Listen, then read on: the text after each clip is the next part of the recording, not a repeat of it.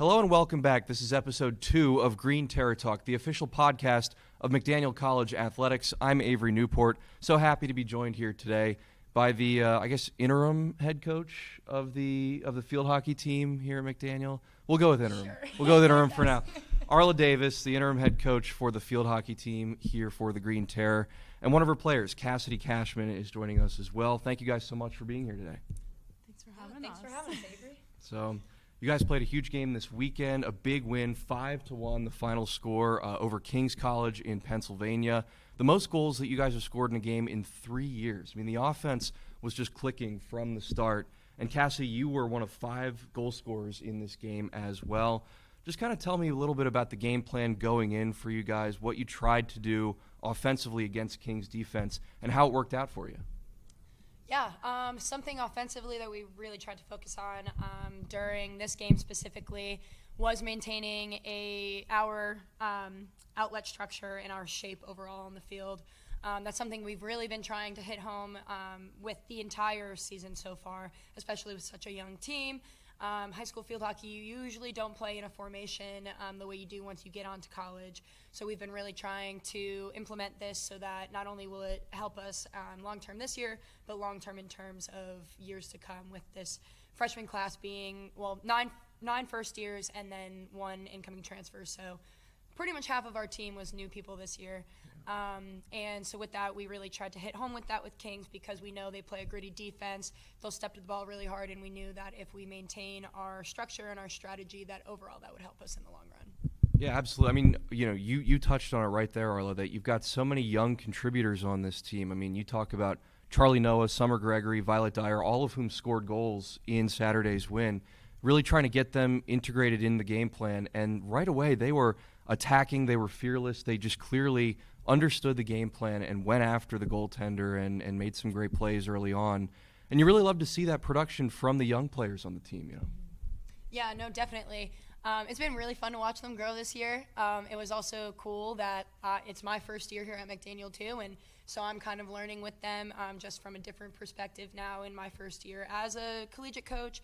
And so it's been a really awesome opportunity to be such an early part of their time as collegiate athletes. So super grateful to be working with such a young team, but also to have some seniors and juniors come back like Cass, who have been really helping us out in terms of helping create culture and build what we're trying to build with McDaniel field hockey long term. Yeah, exactly. We'll switch here. We'll switch gears here. Gears here. Tongue twister. We'll focus here on you, Cass, for a second. You scored your first goal back on Saturday's win, and you are one of the upperclassmen leaders that Arla was talking about here, about trying to set the culture and maintain a culture for the young players coming into the program.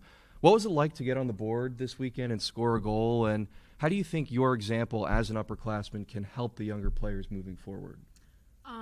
Personally, scoring in that game, it was my first game that I've actually played since our very first scrimmage, so 3 weeks that I was out. And my main goal besides scoring was obviously to just play without being sore or anything. So to score that goal was just the icing on the cake of not only was I feeling fine and not hurt anymore, I scored a goal. So that was kind of right. cool. Yeah. And then also just having the freshmen lead those scores at first, and coming in and then scoring one myself, I was just this is really cool that I got to kind of add one up to the board. Yeah. And also be alongside as you guys mentioned those young freshmen.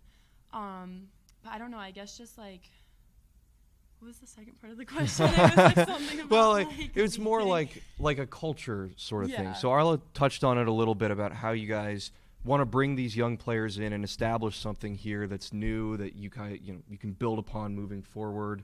How do you think you fit into that as an upperclassman? How do you think you can kind of build that culture for the young players to lead by example and then set them up for success? Tongue twisters today, man. Every single word seems like a tongue twister.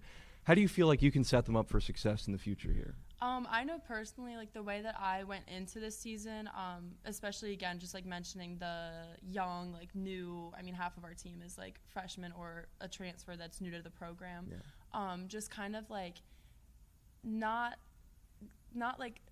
I don't know the correct word for it, but not letting up, not if if I and like Reagan as the captain have something that like we are strongly trying to push or whatever with the team, like not ever letting up on that. And one of the biggest things is just like obviously like starting with the culture aspect of it and then going into like the play and the games. And I know that both of us together like really focused on the culture and just like really giving them a list of what we expect and what's expected of every single person on the team, both on and off the field, and like making sure that that was like really focused on and not like wavered in any way. Yeah.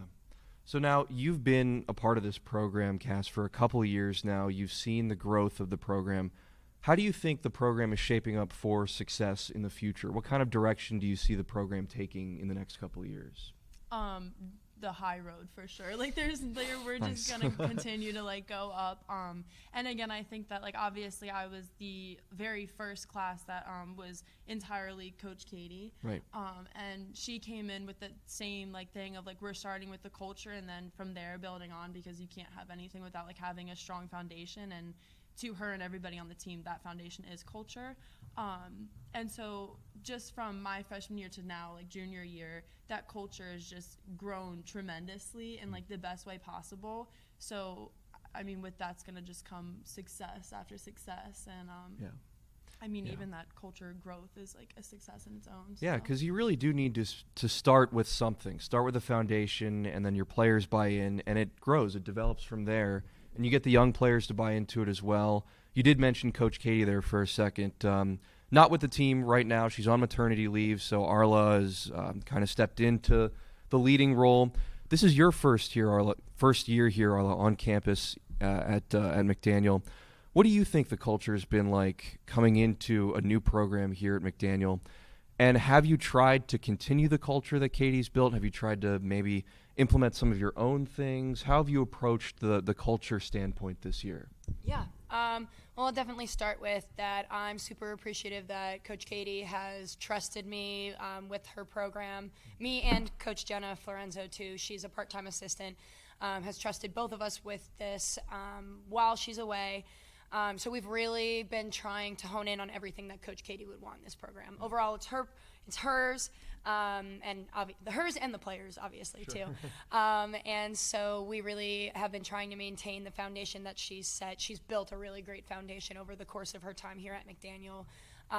Something that she's been implementing very heavily is we have something called top of the hill mentality. And so it breaks down just the overall culture we have for our team into mentality and how you hold yourself as an individual accountable, how you hold your teammates accountable as also individual players, and how do we as a team hold each other accountable. Nice. So it's covered kind of all of our basics in terms of holding yourself, holding your peers, and holding the overall program accountable too, which we fall into that as coaches too. Yeah. So I really like what Katie has done here to build that culture, and it's been, for myself as a young coach, I'm learning a lot from her even when she's not here too, of how eventually I would hope to lead a program someday too. I tell you what, on top of the hill is a good. We got to get some marketing people listening to this. We gotta put some slogans around campus, make some posters or something. That's good. Yes. I like on top of the hill. Katie. That's good. All right, we'll keep that in the memory banks here for some marketing opportunities moving forward. Real quickly, let's talk about Lebanon Valley. Your next opponent coming up this week on Wednesday, right here at Gill Stadium. Arla, from a coach's perspective, what are you expecting from this Lebanon Valley team? What's the game plan? Don't give away too many of your secrets here, of course, but what's the game plan? How do you want to attack? Who do you want to get involved in the game plan this week against Lebanon Valley here at home? Yeah, I mean, I think we won't change much of what we do from our standpoint. We're going to hold our own against this team. They are starting 5-0, and they have played some pretty competitive teams overall too. They've been a high-scoring team. Lebanon Valley has beaten Eastern 7-0, which is a high score for field hockey for people who don't know. And so I think we're just going to really go into it, not so much with a defensive mindset, but also an attacking mindset too, of we're not going to let what they've already done impact us and how we play, but we're planning on holding our own and taking our opportunities to score hopefully capitalizing on corner opportunities. They have a strong center midfielder, and they also have a strong defensive line too. Their goalkeeper is very strong as well. She had some national recognition this week, so props to her for that. And I think this is going to be a really great growing opportunity for us overall to play some high-level competition from the MAC conference. Yeah, exactly. Cassidy, let me switch to you here now. Since you guys just came off that big win against Kings over the weekend, do you think that kind of win builds a little momentum for the next opponent that you've got this week and then moving forward for the rest of the season? I think it definitely does, especially with the fact that all 5 of our goals were scored by different people. Yeah. So we can look at that and be like, okay, not only can we trust trust the whole team, but like especially put our trust in those 5 different people that scored in 5 different positions too. Like It's not like we all scored from like the forward line. I was a midfielder. Charlie scored as a midfielder, and then the other 2 were forwards and different positions like left, right. So we have a bunch of just reliable players that we can look to get those goals in. And it's not only them. I mean, our whole, like, looking at this season, just the girls that have scored, I want to say there's only, like, 3 people that might be repeats. But other than that, it's just different people every single time. Yeah. And especially just, again, with that, like, 5-1 win, it's just the fact that we know we can do it. We can score 5 goals. So, like, why not? Yeah, like, right. Even against, like, anybody, why can't we do it again? Yeah, so exactly. I think that confidence is going to be, like, a really good cushion, even going into not only this game, but, like, just the conference game as the conference starts. Well, yeah, exactly. You mentioned the conference, and it's one of the best field hockey conferences in America. You talk about Hopkins right at the top, so many deep teams throughout this league. And what are your plans, Arla, moving forward to try and face the competition in the Centennial? I mean, obviously there's a lot of work to do to be at the same level as a Hopkins would be at the top of the league. But what's your approach this year to competing in the Centennial Conference? Yeah, I mean, I think it comes back to our game plan for Lebanon Valley today, just playing our hockey. We have really great structure and shape and formation put into play right now, and continuing to play our game, not be affected by things outside of our control. Right. So we're not going to look at rankings and things like that. We're gonna analyze what teams obviously do, but they also are going to analyze us too. So we know that they'll come in knowing some of what we do, and so they'll be on the same page as us as well. But I think overall, just looking at every opportunity as an opportunity to grow. Yeah. I heard a quote recently that was, gratitude enhances resilience. So I think just being grateful to play such high-level field hockey within our conference alone. There's at least 3, if not 4 teams currently in the national rankings right now. So to be able to play on the same field as them, play at some beautiful fields too, some of the best in Division III. Just overall, we're really lucky to be here, and I think that's kind of the approach we're going into it is we're going to go in and play our game, and we're going to control what we can control, and that's just has to be what it is at the end of the day. Yeah.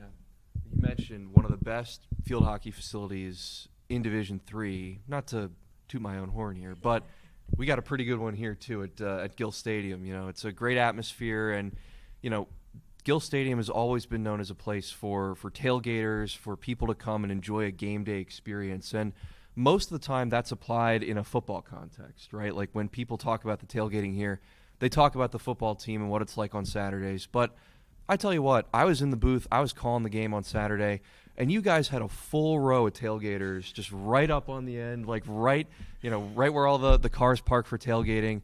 And it was great to see because so many people came out and supported you guys, even for a non-conference game on a weekend with lots of other things going on campus. People for the field hockey team showed up and showed out, and they were loud. And that's a great thing to see for a program like you guys that are trying to build a tradition and a culture moving forward. To see that you already have that level of support is a great thing in my eyes, and I hope that it continues to grow for you guys just to build on that success moving forward. But yeah, really cool to see that, and I'm really glad that you guys had such a great game this weekend, and hopefully that'll set you up for success with Lebanon Valley and for the rest of the conference slate moving forward. But I think that'll wrap up our time for today. Arla Davis, Cassidy Cashman, you guys have been great. Thank you so much for joining me on episode 2 of Green Terror Talk. Good luck this week. Thank you. Thank you for having us, Avery. Thanks, guys. This has been episode 2 of Green Terror Talk, the official podcast of McDaniel College Athletics. Stay with us. We'll be here every week, I should say, with new guests talking more about McDaniel College Athletics, everything you need to know about every team here on campus. We'll give you all the details right here on Green Terror Talk.